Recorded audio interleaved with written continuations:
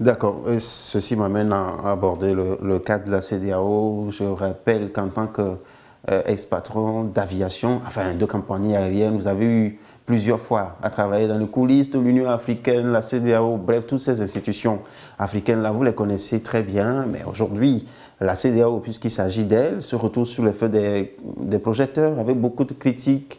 Il y a bon nombre qui ne se reconnaissent plus dans cette organisation.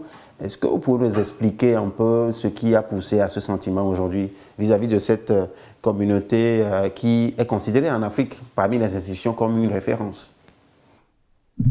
Oui, euh, je, je regrette ce qui se passe naturellement parce que, devons-nous le rappeler, la CEDEAO a été créée à l'origine, proposée et créée par le général Yadema et le général Yakubu Gowon.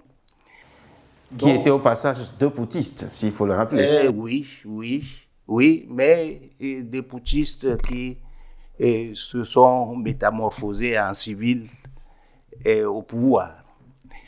Mais c'est vrai, ils ont créé cette organisation. Alors, quand l'organisation part en dislocation, cela doit faire très mal aux responsables togolais et même aux intellectuels dont je fais partie. Donc, il y a urgence à trouver les solutions de rassemblement. Alors, je vois un peu partout les religieux qui interviennent.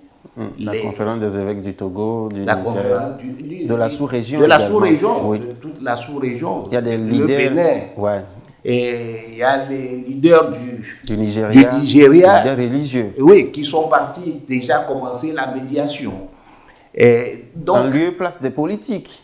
En lieu et place des politiques, et disons que tout ce monde considère qu'il faut aider les politiques dans ce moment où,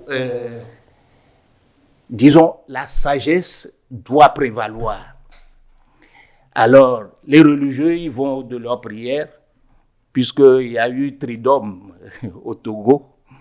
Mais tous les intellectuels, ils vont de leur réflexion pour que cette crise du Niger ne disloque pas notre organisation et que le vivre ensemble continue. D'accord, on va fermer la page de la sous-région pour entamer véritablement la diplomatie togolaise, mais M. Folikossi, vous qui connaissez un peu l'histoire, parce que je rappelle que ce livre a été, l'édition Harmattan, parle de graveur de mémoire, un peu comme le dit témoignage avisé sur l'Afrique contemporaine.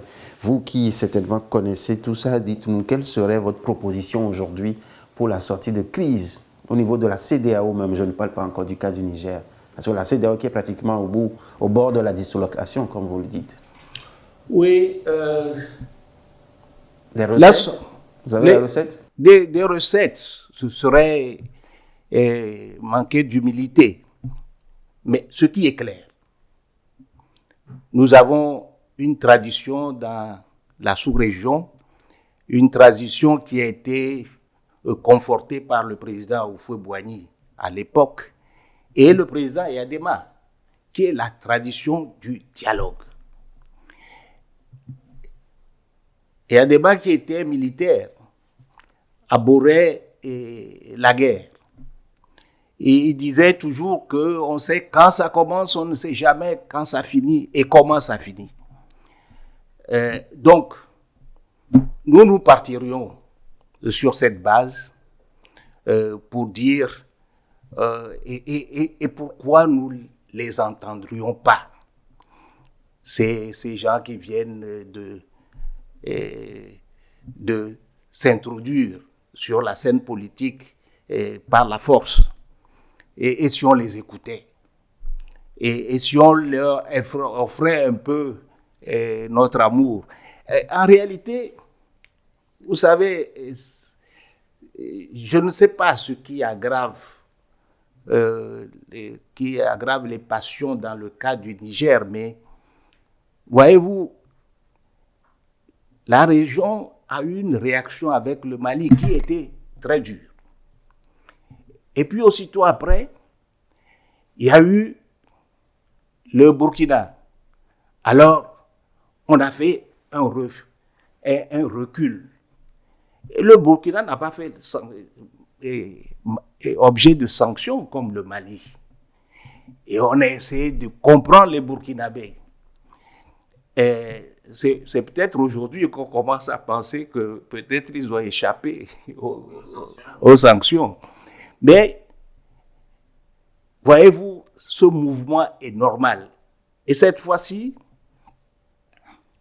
nous avons choisi de faire encore comme au Mali, mais un peu plus fort.